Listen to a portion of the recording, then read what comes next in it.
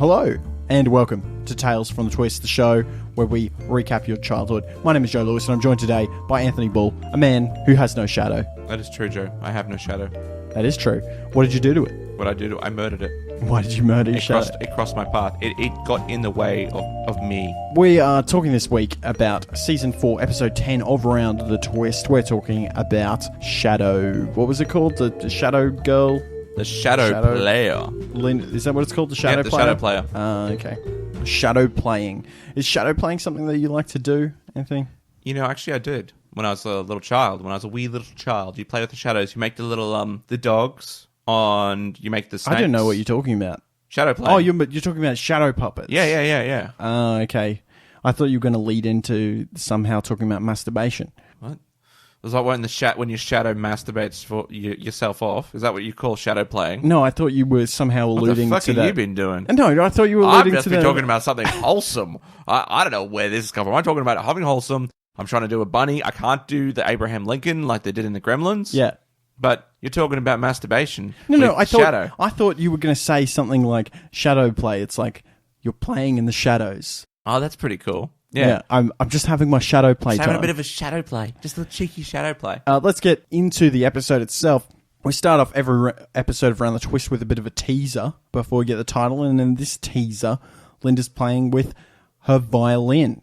And her shadow steps up and turns off the light. And we get the font Shadow Player. Shadow. I didn't write it down. I normally write down the title, but for some reason I didn't. It's Shadow Player. It's on Netflix. You can see. It had a spy novel / thriller cover for the title card. Okay, so you did pay attention to the font this time. Yes, okay, that's good. You're doing your job. That's what I'm doing. We cut to the school, and Linda's talking about the solar eclipse. And she's like, "Are you excited, Anthony?" And Anthony's like, "I really..." And he's about to say something like, "I love you," or "I want to have your babies," or something weird. And the bell rings, and Linda just leaves. Yeah. She doesn't pay attention to Anthony. She don't care. And his lust for her. We cut into class, and Pete's daydreaming about this new girl and her poetry. Yep. She's got this. She's just sitting in the class, right? This new chick. She's got a book out, a nice big, thick, spiny book. I don't know what you call them, a hardcover book. Yep. And apparently she likes to read poems. And the Gribble gang come in and accost Pete, and they're like, "G'day, Pete, Twist, how's it going? Yes, it's funny it's funny you wrote down accost, because I also wrote down the word accost. Accost is a good word. It is a good word. We need to use that a lot more. Solid word. And then Snapper arrives, and he's like, "Oh, we're looking for a Stedford performers, so if you can perform in a Stedford, then you should let me know what your talent is." And then Linda busts in, and she spills stuff everywhere, spills her books everywhere. And Pontillo, Regan Pontillo, one of our listeners, the man who writes in every week to tell us about the things that we missed and taking our notes. And you can do it too if you join us on the Chicken Twisties page on Facebook. He wrote in and he said, "Linda makes a Pete-style entrance into class by stumbling and dropping her books. Must be a Twist thing." Now, I kind of remember that as well. Pete did that a couple episodes ago, right? Spilled his books everywhere. Yeah, it must be a Twist thing. Maybe it's what is maybe that? It's the repetitions thing. Remember how this season has all been about repetition. Yeah, there's a lot of weird little ongoing half jokes, like the wiggly wabbit. Wiggly wabbit, yeah. And what was one of the other ones? I don't even remember. I can't even remember, it was but pretty I remember just unmemorable. Yeah, it was unmemorable, but I remember it just being like they're doing it again. Yeah. Yeah. It was like, oh, the Benny Hill thing. Yeah, right? the Benny Hill thing. They've done that twice. That was supposed to be a thing, maybe. And Snapper says, "Oh, Linda, you're in late. Maybe you can be one of our performers." And Gribble says, No, we'll be good. We promise. Don't force that on us." Exactly. How dare she perform at the Stedford? Which, is kind of like a talent show in this episode. It is. Which is weird, because talent shows are kind of different to a Stedford's, right? Or are they the same thing? I don't even know. I don't know the difference between a Stedford and a talent show. I think normally at an Stedford... Did you ever go to an Stedford when you were younger? No. Okay, I went to a few. Okay. And usually they're divided into different events. They're not, you can do anything. It's like, we're going to have prepared reading. So you've read this text that you know really well, and then you go and read it. And if you read your prepared text better than this other person's prepared text, then you win. Okay. Or unprepared text reading, where they give you a piece of paper like 5 minutes before you go on, you got to read it, and then whoever reads that one. There's different categories. There's different events. I would have done really well at that so one. there's poetry, and there's speeches, and there's all sorts of things. I did okay. You know, I never won. It reminds me, what you just said there, of when we Yeah. went and did trivia the other night. Yeah. My friend was like, oh, it'd be really hard to talk without saying for like 30 minutes. It's not. It's really not. 30 seconds. 30 seconds, 30 minutes is quite difficult. We're like, oh, we do it on a weekly basis. And he's like, oh, I don't believe that. You can't really do that. And then I put him in his place because he's a smug bastard. So He is a smug bastard. You smuggy. But yes, I think it's something that you get better at. And I've certainly slipped in the part most recently. And I think it's mostly hard to keep doing that when you're trying to think of other things, when you're trying to keep other things in mind. So I'm constantly thinking about how long have we got going on the episode? What's my next note I'm looking at? What's Pontillo's note? So I sometimes a little bit. Yeah, but it's definitely, we're not as bad as we used to be. No, we're way better. We've got way more energy now. Way more. Oh, you should listen to some of our old episodes. And I feel good because I listen to some, like, I watch YouTube videos on of commentators. Yes. And their original videos, they're always like, hello. Hey, how's it going? And it's really flat. Now you hear them like, oh, yeah, I'm really excited. And it's that, I don't want to get too excited, but you got to be a little bit excited and get people energized or interested. Otherwise, they'll be like, this guy's talking about bullshit. Well, something I don't like, right, is the people who fake it. Like the people who do oh, guys, I'm here to talk to you about Pokemon Go. It's the latest craze. Pokemon Go. It's the latest craze sweeping the nation. And I'm going to tell you about 5 special hacks that you can do for Pokemon Go. Number 1. It's bullshit. Yep. And then they'll be like, they'll make some stupid joke afterwards. Like, oh, Pokemon Go. You know, I don't know much about Pokemon Go, but I want people to Pokemon Go to the polls. That's the only Pokemon Go joke I know. Okay. It's my favorite Pokemon Go Thanks for contributing, Anthony. I know it meant a lot to you. It means tons to me. We're thankful for your contribution. You should be thankful. You should feel good that I even said something to you. And Snapper tells the new girl who's reading this poetry book that you described, the hardcover poetry book, to put her poetry book away. And the girl smiles at Snapper. And I thought, maybe, is there some sexual tension here? And I thought, does this girl like Snapper? Maybe. I know Snap's used to taking advantage of people.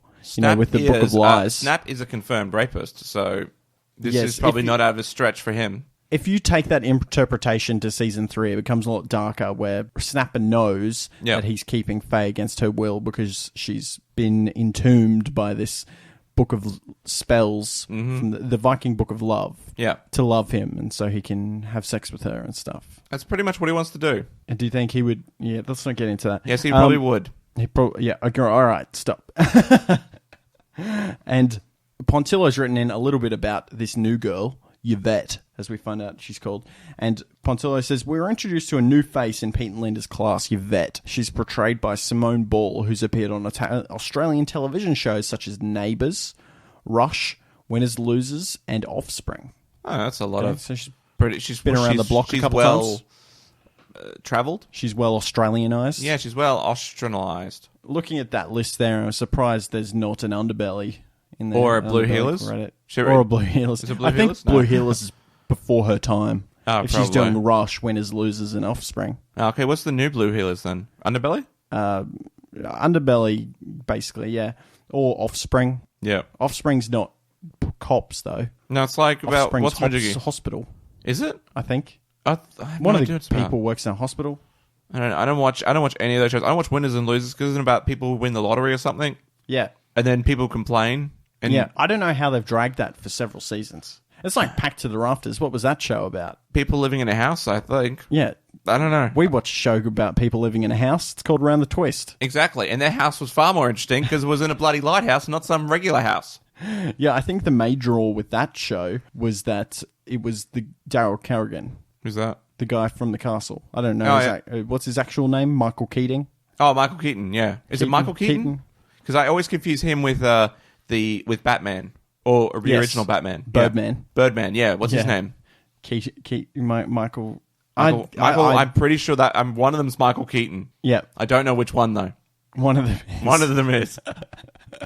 One of them's Birdman, one of them's the dad from The Castle.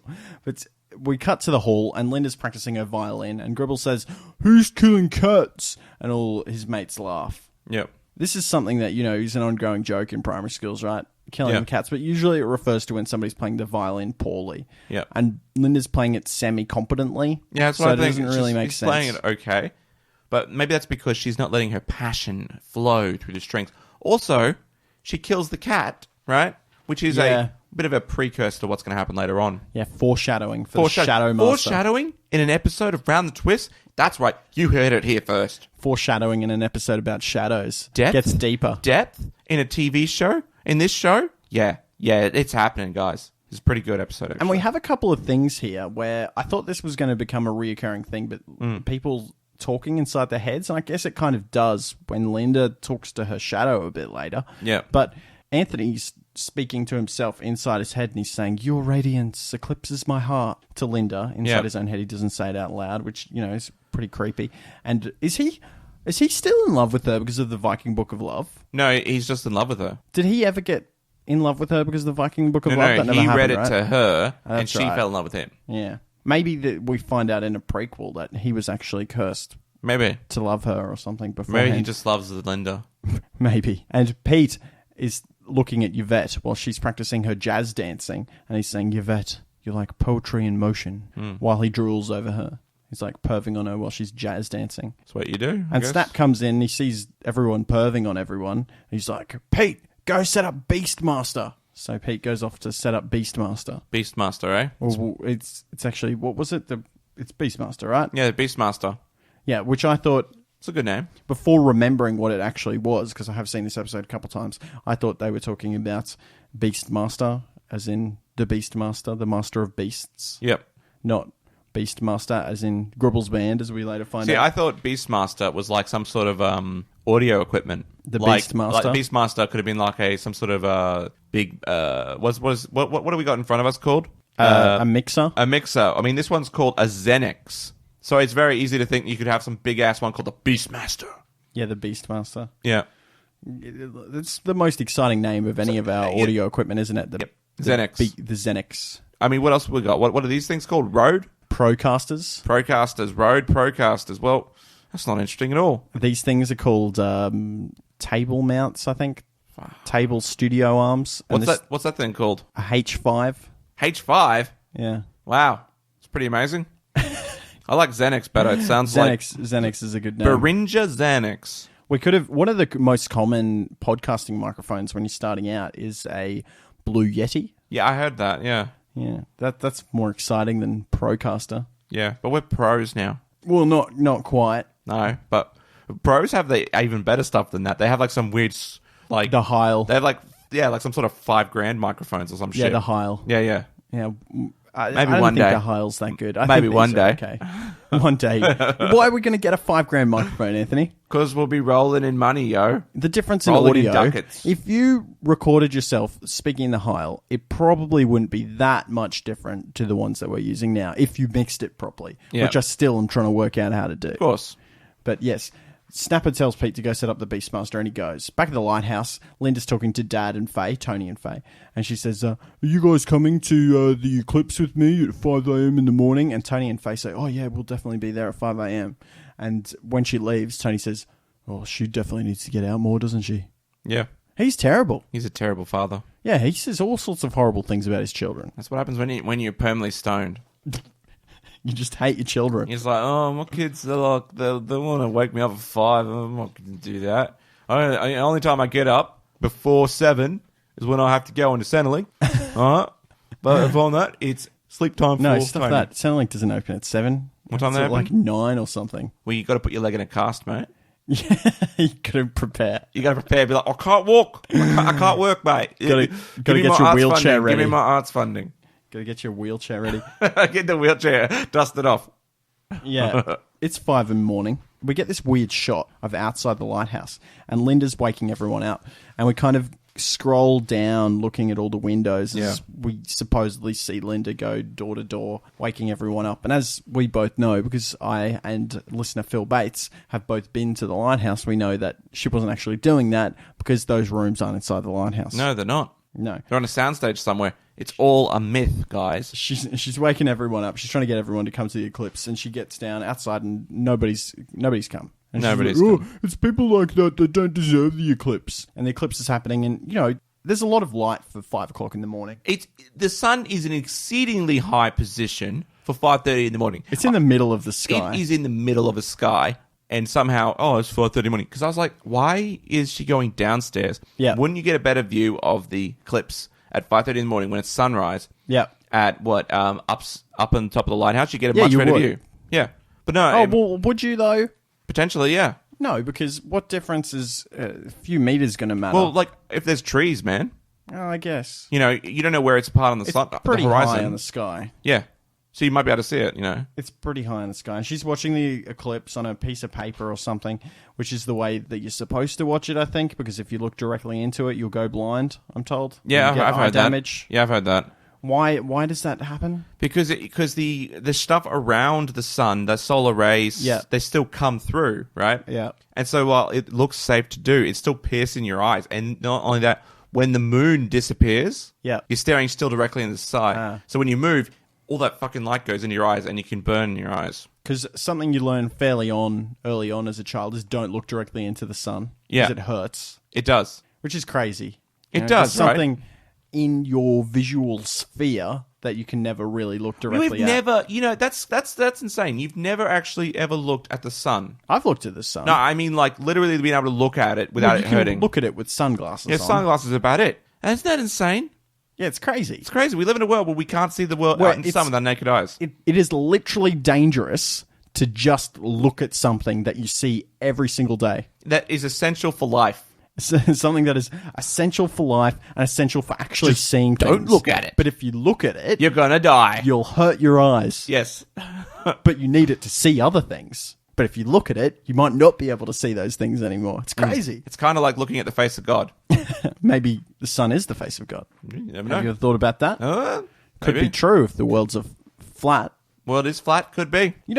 I went and looked up the flat Earth people. Yeah. Okay. You're like, these guys have a rational idea. No, I was intrigued. I was like, it doesn't make any sense because my thoughts of what a flat Earth would be, I was like, it doesn't make any sense because you can circumnavigate the world.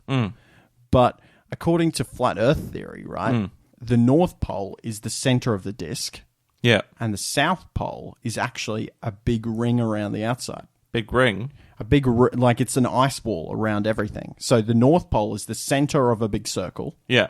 And the South Pole, there's no actual South Pole. It's just, the edge of the circle. Oh, okay. The diameter. That's crazy. Does that make sense? Kind of does, yeah. So they have all this stuff, all this crazy talk, and the main thing that doesn't matter, because they can explain away a lot of things like navigation by, no navigation is perfect. A lot of people use magnets and stuff, and the maps that we see are not actually true because they've been distorted to fit on a rectangular page. They don't actually look like that at all, and distances vary, and things are crazy. But the thing that they can't explain away is how satellites work and why all of that type of thing. It's an Illuminati conspiracy. I find it very interesting that I still can't work out if they're legit. We need to get a flat earther on our show. We definitely do, and we will at some point. Yep. But I feel like they're having you on. Like I thought bronies and furries were for a while. I thought honestly, it was a joke. I thought bronies. I thought it was like whenever someone told me, I was like, okay, so these ponies are gonna have sex at some stage, right? That's why you're watching this, because I kind of like, for me, it made more sense that men they were sexually perverted than they actually enjoyed the show. They kind of are a little bit. Some of them are, yes. It does. Like I've seen footage of brony conventions, and there's a lot of weird stuff that happens. I've seen ponies, like My Little Ponies, that are actually like sex dolls or something. And it's what? Like, yeah. They made them like that. They're like plushies, and it's like, I'm like, right. What, like life-size ones? No. So like this, just so like a plush size. Oh, like little ones? Yeah, little ones. Oh, okay, that's weird. Look at a hole in the back. I thought you were going to say like a horse-sized pony. Now that would be insane. That'd be insane.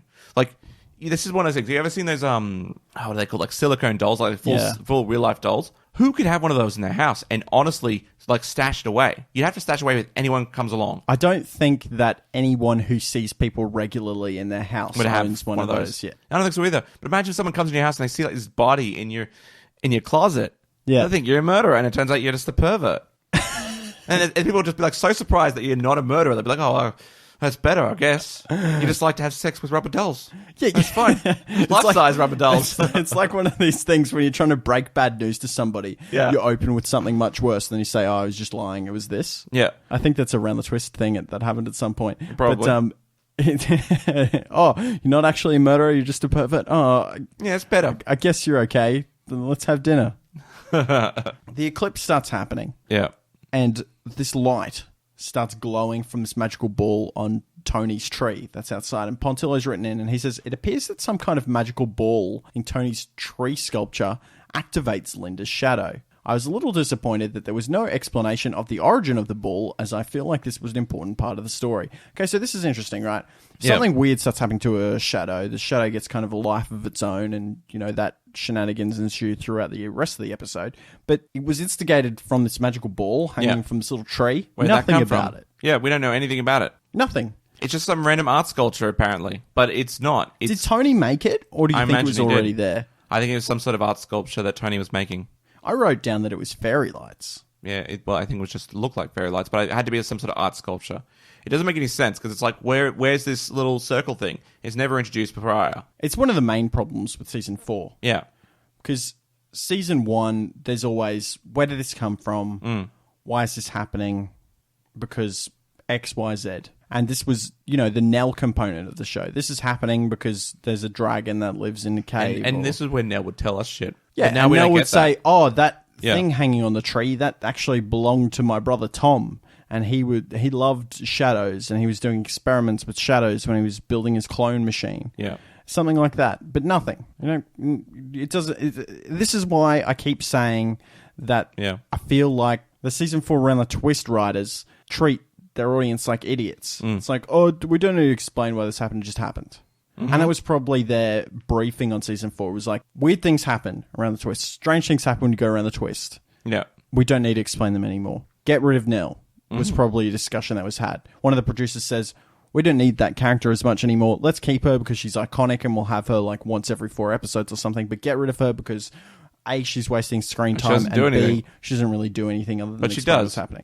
She does have a relevant importance. She kind of... It's weird because back in season 1, even though she was kind of a purely expository character, she has a lot of heart. Yeah, she does. And, you know, in the Birdstow episode, where it's one of the worst episodes of the show, the entire show, not just season 1, Yeah. that's one of the most emotional episodes. Yeah. And I think it should have been placed a little further on. Because if Nell's sick and, you know, people think that she's going crazy or whatever, that has kind of a direct effect, on the twists. Because, you know, they're getting a lot of their lore. And, like, what if she was making this up? Like, Yeah. What if this was all lies? Like, how is she connected to the strange things that are happening? Is she more closely connected than we thought? And that's, you know, where we came up with all those stories, like, you know, Nell and her Orchard of Souls and all that kind of other thing. Her being more connected with the story than she's letting on. I like that idea, that mythos She had built around Nell. She had a a coma. She was in a coma. It just came from that because, Yeah. like, you know, she was sick, but then she also had like these crazy ideas that only seemed to make sense if she was in some sort of coma. But or she something has else. she has this gravitas in season 1. This gravitas on the story that kind of, you know, you feel like she's important even though she's just an exposition character. And then maybe that's a weird psychological side effect, that because she is the expository character, you feel like, oh, because she knows so much, she must be important. And that's a really big thing that's missing from season 4. They don't have any expository characters, and they don't have any character with soul. You've cut out the heart behind the spooky thing that happened. Yeah. Usually the heart of the episode is something else that's happening. So in this case, it's, you know, Linda's battle between good and evil, and not, you know, the heart between what has caused this. Like, did somebody die under that tree? Was somebody buried under that tree that had like a duality? Was the solar eclipse like some sort of thing that, I don't know, that summoned the spirit of some sort of evil rock star? Anything, yeah. Who knows? Whatever. But no, it's just like, random tree ornament that Tony makes turns Linda into a... What does she turn into? She gets turned into a wild child. Let's talk about that. Linda's shadow separates and is now like a walking silhouette and argues with Linda, and it's like, oh, I'm sick of your violin playing and studying too much and not partying. I'm going to make things a bit better. Mm-hmm. So she jumps inside Linda, and Linda now has an eclipse eye because Linda's her pupils shadow dilate, and this is very important. her pupil dilated. Linda's shadow has now possessed Linda. And do you know why her pupils have dilated? Why? Well, first off, it's to signify because she lives in the shadows, and so you have to let in more light, right? So like that can tell you that she's in a shadow character thing. But also, what happens when you take drugs? Your pupils dilate. Exactly. That's what this episode's about. You think this is about people taking drugs? That's what I saw this episode was about, her taking heroin or crack or cocaine or some shit. Yeah. Because she just starts getting this rebellious attitude. She gets getting...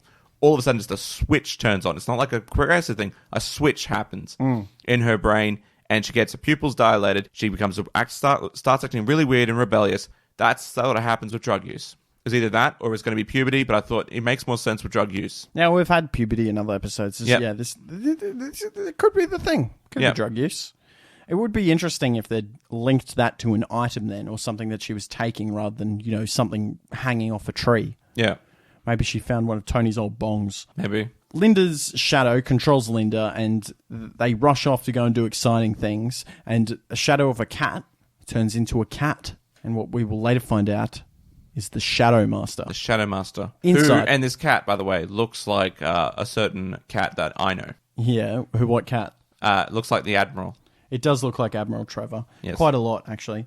And Linda's shadow eats chocolate cake for breakfast, not fruit and yogurt, because she's being rebellious. And Pete comes downstairs, and she says, "Oh, nice hat.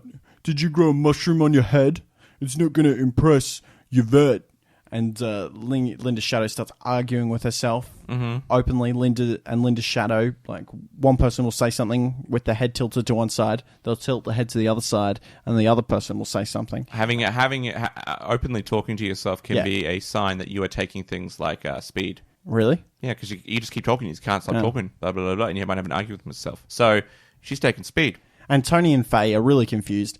And Linda even asks for help. It's like, please help me. And Linda's shadow's like, ignore her. And the drugs are getting her. And Tony doesn't do anything about this. Because he's fucking stoned. He doesn't action an active cry for help from his own daughter. He's thinking, oh man, wonder what she's on, and then where can I get some of that? Am I right, Faye? Probably, you junkie. Did she break into my hard stash? Linda's shadow sees the black cat appear, and she turns and runs away as fast as she can up the stairs. She's screaming, and she goes upstairs, and they're alone in their room, and Linda's shadow says, "It's the Shadow Master. He's going to punish me." And Linda's shadow switches off the light to hide from the Shadow Master. And Pontillo has written in to say, when Linda is in the room all by herself with the lights out, Linda says, "So all I do is keep myself in the dark and I'll be okay." Because when she turns off the light, of course, there is no light to make a shadow, and Linda's shadow disappears. And she's also safe from the Shadow Master. And Pontillo says, I think this is quite symbolic in its reflection to society and how people choose to ignore some of the realities of the world. That's definitely what this episode was going for, especially with the last scene between Anthony and Linda, which we'll get to later. If you want to link that into your drug theory, some people would rather, obviously, turn off the lights and try and forget about it for a while. What we do in the dark. Deal with it. And what's that? Is there a song? You can dance if you want to. You can leave your friends behind. But if your friends don't dance... And if they don't do it in the dark, then they're no friends of mine. If they don't do it in the dark. There's no light, so there's no shadow, so she's safe, and she's going to stay here for a while, even though she has a lamp on. And Bronson comes to the door, and he's like, "What are you doing in there?" And Linda's like, "I'm not going to school. Leave me alone." And Bronson opens the door anyway. He's like, "Oh, you got pox? Let me see your chicken pox. Are you sick? Are you vomiting?" And Linda's shadow reappears and says to Linda, but it looks like she says it to Bronson. Linda says this to Linda's shadow, but it looks like she says it to Bronson. "I don't want you inside me." Yeah, I heard that as well. I was like, that's what Bronson says. Bronson is confused and runs away. Fair enough. Yeah, that's very confronting. Yep. If you were a young child and then your older sister said, "I don't want you inside me," at you. What if what if she's actually talking about the smack? What if she doesn't want the smack inside her? She could be talking but about she can't help it. She's got to put it in her veins. She's talking about her demons in any exactly. Any her shape demons, or form. And where do demons lurk? In the darkness. In the shadows. Master of Puppets pulling your strings. That's what he should have been called, the Master of Puppets. Yeah, he should have, right? Linda's shadow tells Linda not to argue in front of people because people are going to think that they're crazy. Fair enough. Which is, fair enough observation. Good point on the shadow. That's +1 for her. They go down to the car, and Pete's listening to some weird music, apparently, as Pontillo writes in. Some weird slam poetry music is playing in this scene, and what can only be described as a sound effect of a sheep tripping on acid. Maybe there's more than one person on drugs in this episode. Yeah, maybe. Maybe it's all about drugs. They're in the car, and Pete's like, he's rhyming about. Yeah, he's trying to rhyme Linda it. And not it's just being like, there. Where's Linda? She likes to come to school, but now she doesn't think it's very cool. That wasn't the rhyme, but it's basically the type of rhyming he was doing. He's trying to get really into rhyming so that he can get with Yvette. Yep. Which is extremely see-through. It is. Because we all know that Pete likes men. That is true. And Tony is like, I don't know where she is. And then Linda comes down. She's got multicolored hair. I don't know when she's had time to do this. She's changed her hair color. It takes a while to dye your hair, which I think is pretty cool, by the way. I think she looks pretty cool. All right. You're terrible. That does not look good at all. I think she's pretty cool, man. She fucking fights society. All right. She fights the system. She fights the system that oppresses the people. Wake up. Can't wake up. Wake up. No, you can't wake up. Put on a little makeup. They're different. But then she's also wearing a choker. Okay. Which has gotten back into fashion, and F-bands. What's an F-band? You know those different multicolor bands that if you snap them, you have to do certain things to people you never really did? Yeah. So it's like black means you had to bang them or something. I don't know. And they were popular all through school. Everybody had them in high school, but nobody gave a shit, right? Now it's the thick plastic ones. That's the one for the causes, right? Was it? Or was that something new? They were initially for causes, I think, and now it's just trendy. So now you can just get a band. The kids just wear bands, but they still have them for causes, I think. Yeah. But people have all different color ones. Tony and Faye think that she's crazy, and at school, Linda's telling a joke. And the joke ends with, but if that's the thermometer, where's my biro? So obviously something's gone up somebody's anus. You know what? I think I like the other one. What? She was also saying a joke before, which was, so the octopus said to the squid, there's too many tentacles. Yes. No one else will get that. Nobody gets that. It has to do with an audition tape I made for ABC3, which you should have got, ago. because seeing the people on ABC3, they're kind of shit anyway. But seeing the people they have on ABC3, you can see what they were casting for, right? You dodged a bullet. No, but you can see what I do. The casting brief was. Twatty. Get people who twatty aren't afraid to drink loads of caffeine, possibly do speed or cocaine, and look like models. And be twatty. That was the brief. Twatty is all right, the definition. stop saying twatty. It's not. It is an adjective that is the most apt to describe those people. It's a lazy adjective, Anthony. Okay, well then they are, I don't know. They're just like those YouTube people we were talking about before. Yeah. Oh, guys, welcome, blah, blah, blah. You know, I honestly think a lot of those people speed up their videos like to 1.03 speed. Really? I reckon they do, because they talk really fast, like faster than you should talk. So they come and they present normally, blah, blah, blah, and then they speed up just a fraction. So it's not noticeable, but it sounds like they're getting really energized. I don't understand the appeal. Actually, I do understand the appeal, because I know a lot of kids watch that type of content. Yeah. And they're like, really little kids, like 5-year-olds and stuff. But yeah, I can't watch stuff like that. When somebody starts talking like that, I got to change it. Well, I didn't even notice that they were talking that fast until my wife pointed it out.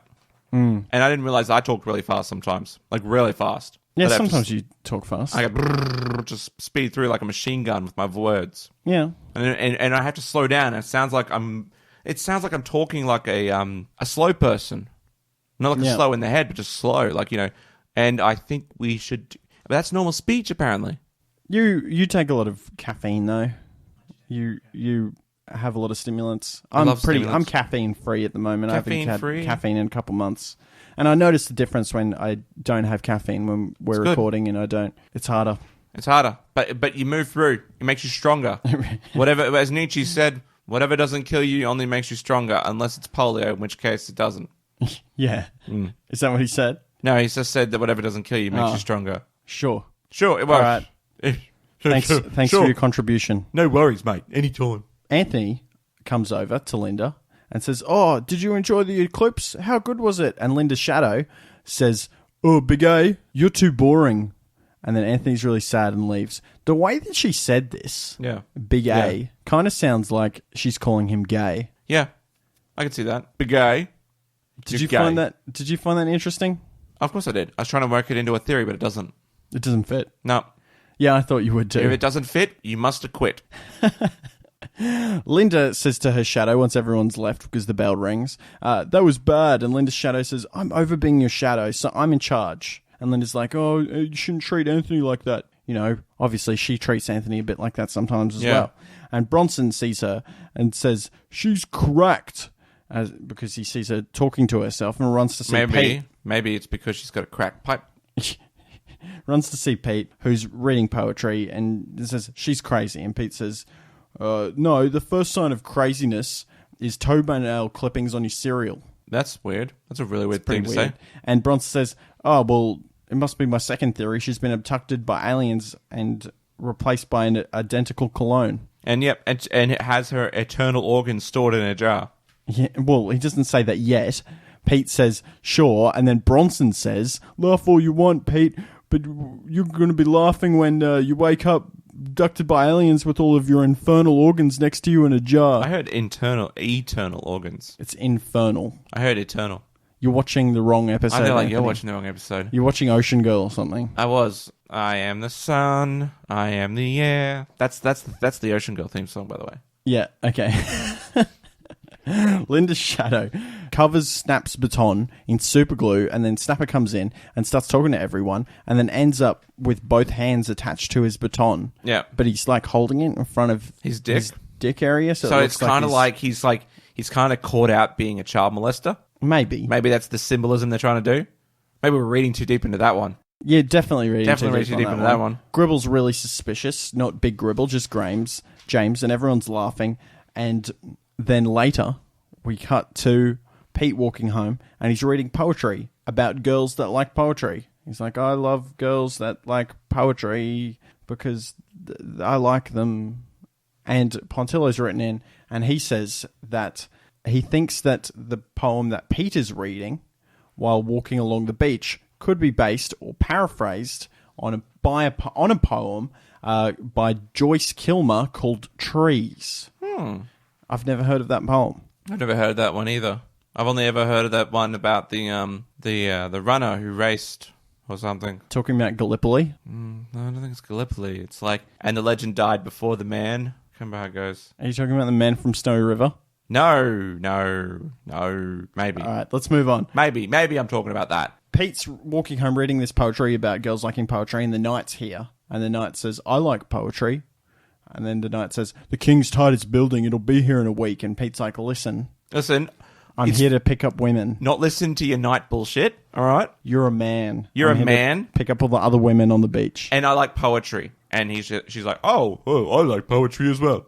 Yeah, you're going to love the conclusion of that storyline, aren't you? Yeah, it's going to be bullshit, isn't it? Well, when Peter tries to have sex with him. Not in so many words. It's a man, isn't it? It's a woman. Yeah, we all know it's a woman. It's played by a female actress. Woman dressing as a man.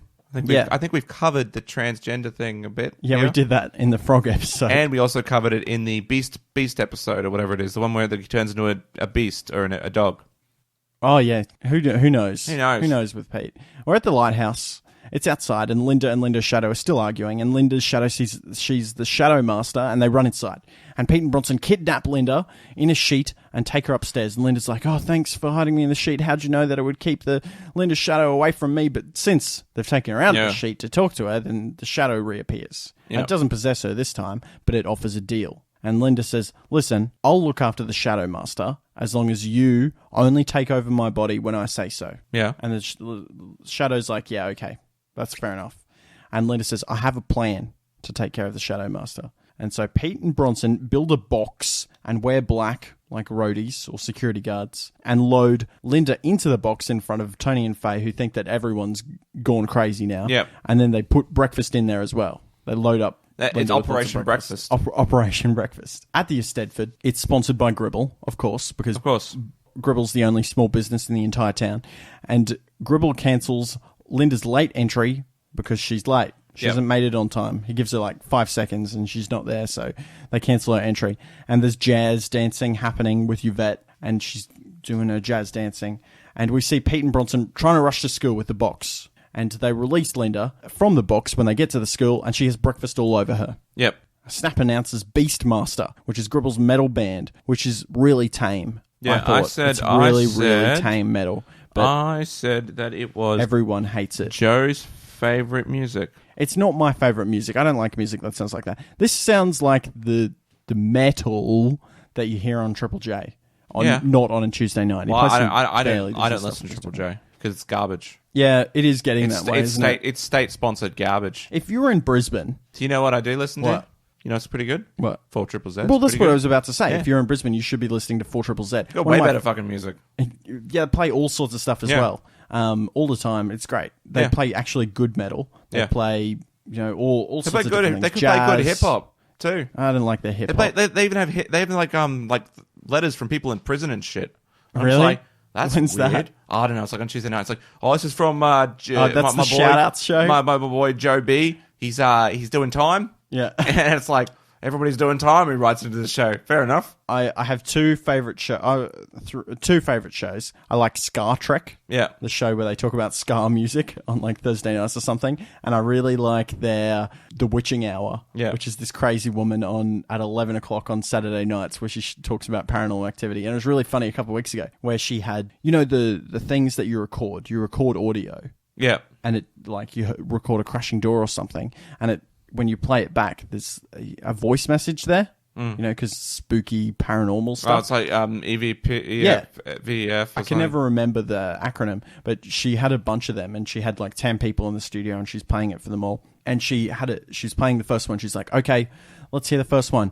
You will die tomorrow. You ruined it. You ruined Bunchuck. It goes, and then she goes, what was that? And everyone goes, no, don't. There was nothing there. There's nothing there. And she goes, oh, okay, you're supposed to be listening for Satan is Coming, 666. And they're like, oh, okay, play it again. No, nothing. I'm sorry, couldn't hear it. Every single time. She played about 6 of them in a row, and some of them were like 30 seconds long. It was the most agonizing, hilarious train wreck I've ever had to listen to. We should put in subliminal messages in our podcast. I think it'd be a really good idea, taxation is theft, that we should do that. That would be a good idea. The government hates you. Bush did 9/11. Jet fuel can melt steel beams. Can it? Yes, it can. Is it a real thing? I think it can. I don't know. It can bend steel beams. Oh, who knows, man? Why are we talking about that? So Beastmaster, and Pontillo wrote in about Beastmaster, and he said, when the Beastmaster are playing, I noticed some mixed responses from the audience. I expected everyone to hate it, but you can actually see a few people in the audience thoroughly enjoying it. And I think they were supposed to be metalheads. They loved it. We are the Beastmaster. We are the Beastmaster. And we rule. We rule. Master. Apprentice. Master. No, I was thinking about the song by Nightwish. What song? Hamster and Apprentice. Oh, okay. Seven Seeker, this warrior and his rifle. In me, the Fishmaster. That's the misheard lyrics. That's how we don't get sued. Okay. But not saying the actual lyrics. Pete sees Yvette in the locker room and he quotes poetry to her. It was like Yeats or something. Keats. Who did he quote? I don't know. Somebody. Who knows? Some famous poet. Some old guy. And Yvette dead now. Yvette has a really squeaky voice. No, she's like, oh, that's a bit of a waste on your time. And it turns out that she doesn't read poetry at all. She just hides her trashy magazines there. Or as my wife pointed out and called it, the Bart Simpsoning. She's Bart Simpsoning it. And Linda arrives to the stage to snap her, but she's disqualified, so she can't go on. She can't play. Yeah. And Pete and Bronson are patrolling around with torches looking for the Shadow Master. Yep. And Linda has a new plan of cooperation. She's going to cooperate. Symbiosis, if you will. Symbiosis is something that Snapper was talking about when he stuck his hands to the baton, as mentioned by Pontillo. Oh my God, is that a theme? Is that something that's working coming back? Together? Well, is that something that was seeded at the start of the episode and now it's coming back later? This doesn't happen in this show that often, guys. It happens every episode. It does not happen. Linda and the Shadow are going to cooperate together, and Linda enters on stage. The Shadow enters her body, and they're sharing it together. She starts taking drugs, but not recreationally, but beneficially. She She turns off the Beastmaster. I don't know how. Maybe she found the mixer and turned it off there. And then she puts some music down on the stage, a little music player, and then she starts playing her violin. And it's supposed to be really impressive. I wrote down it's Epic Violin Man. I didn't find it Epic Violin Man. Look up Epic Sax Man, another one of my top 10 favorite internet videos of all time. Burp. Yeah, it's great. And Linda's playing the violin. I was not impressed by her violining. Well, I didn't think it was that good. I think she violins just fine. Anyway, everyone loves it, and Pete and Bronson are waiting for the cat to arrive, and then it does arrive, and Bronson freaks out, and then they chase the cat down the corridor with the torches. It's important to point out that Bronson actually jumps into Pete's arms, just like in Scooby-Doo. Yeah, it was a bit of a Scooby-Doo reference. People love Linda's music, but I thought it sounded a bit like video game music from the 90s, maybe. One of the tracks specifically from StarCraft. Yeah, well, who didn't love video game music from the 90s? I do like StarCraft music, but I didn't like this violin music. Anyway, Pete and Bronson, they corner the cat, and they prepare to shine torches on it, which will, I guess, get rid of it because it has so much light. Yeah. I don't know. And Bronson says, there's a cat at 3 o'clock, and Pete says, it's 12 o'clock, dummy. And Bronson checks his watch, and he goes, no, it isn't. It's 3. Get it? Yes, because he's not talking about directions, he's talking about time. Which is fair enough. The Shadow Master turns into a teen bureaucrat wearing his pajamas. Yeah. It's also should be pointed out that this man has shaving cuts on his face. Yes, he does. And it's not really explained why. Well, because he's supposed to be dorky. He's supposed to be not that threatening. The joke is, it's a scary Shadow Master, but he's not that threatening at all. He's just a dorky guy who can't shave properly. And he tells Pete and Bronson that he's here to arrest Linda's shadow. But Linda has rejoined with her shadow properly, and the shadow's taken its proper place.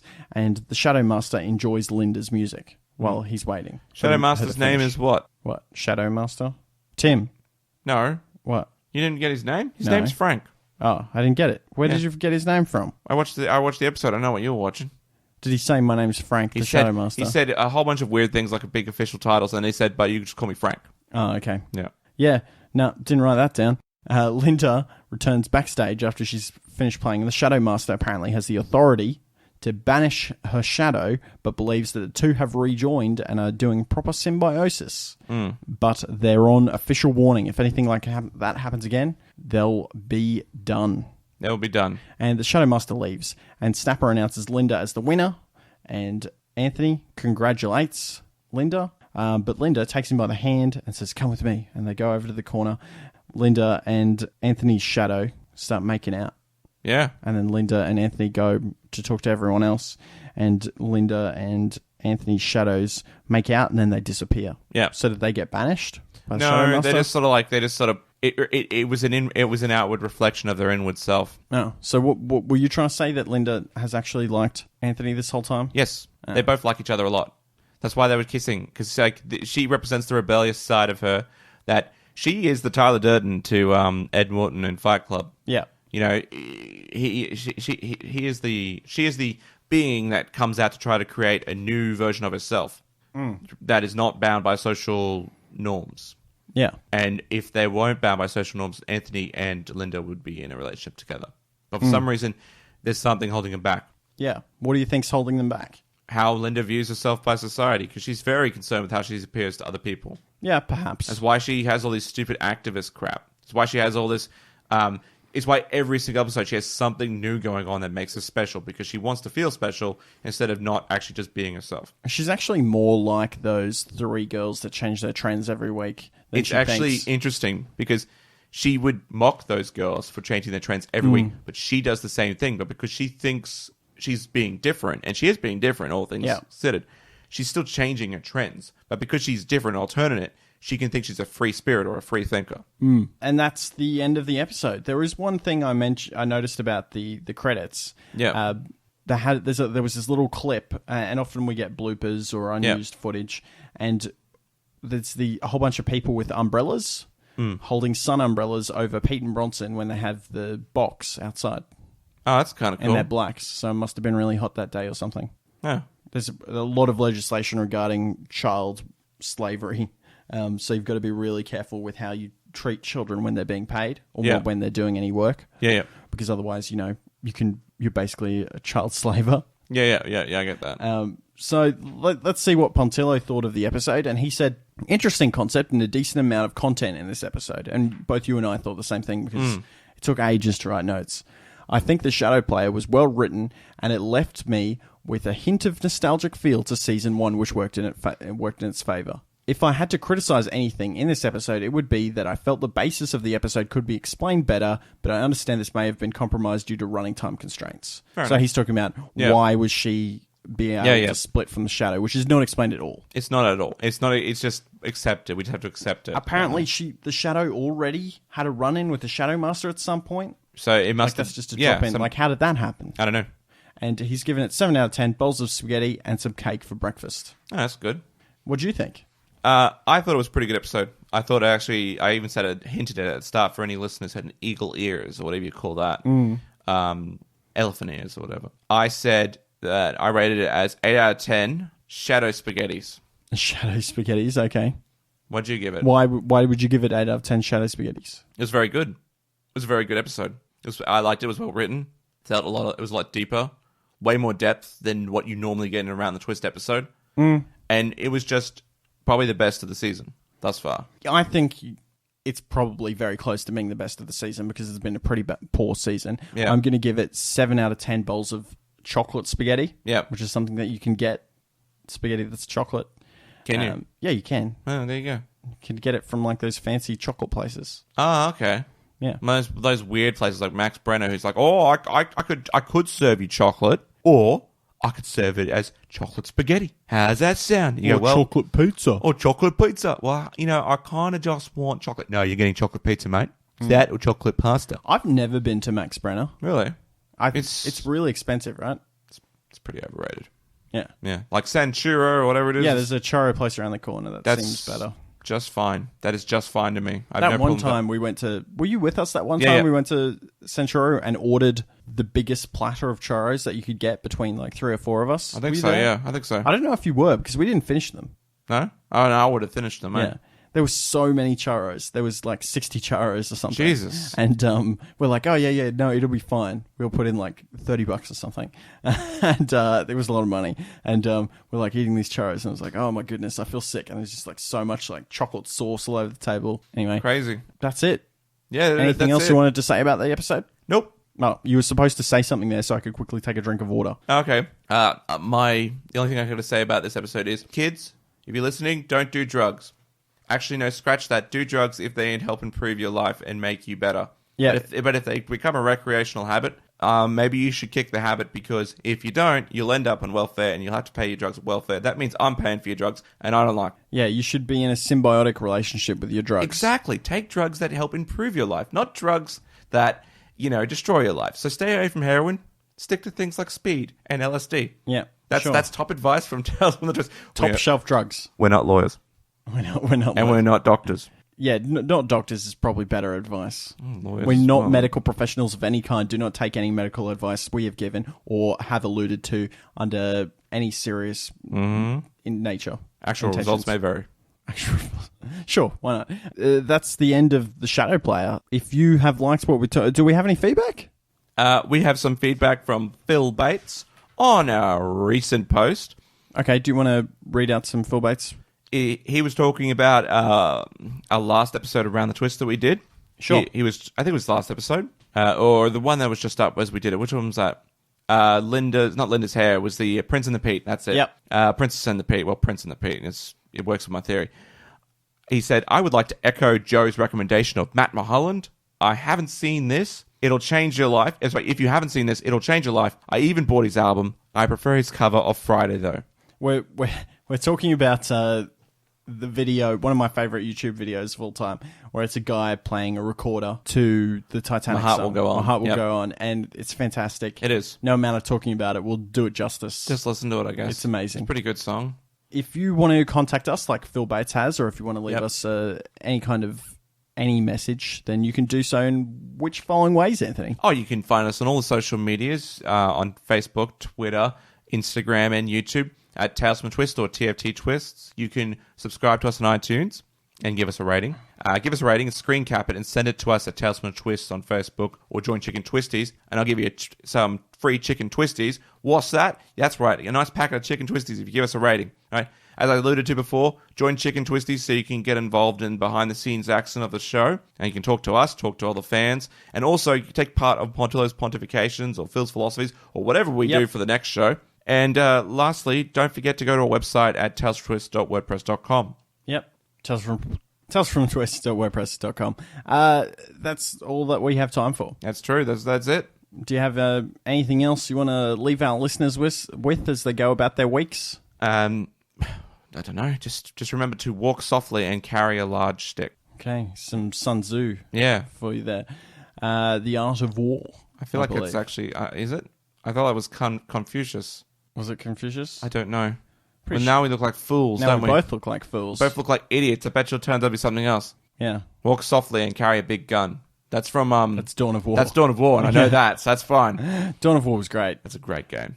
The first one, though, I wasn't a big fan of the second one, the squad-based. Do you hear the voices too? Do you hear the voices? Do. All right. That's all we've got time for. That's all we've got time. We can't just quote in Dawn of War here. Work. What is doing? Enough RTSs. My name is Joe Lewis. And I'm Anthony Bull. Have a great week. Stay twisty.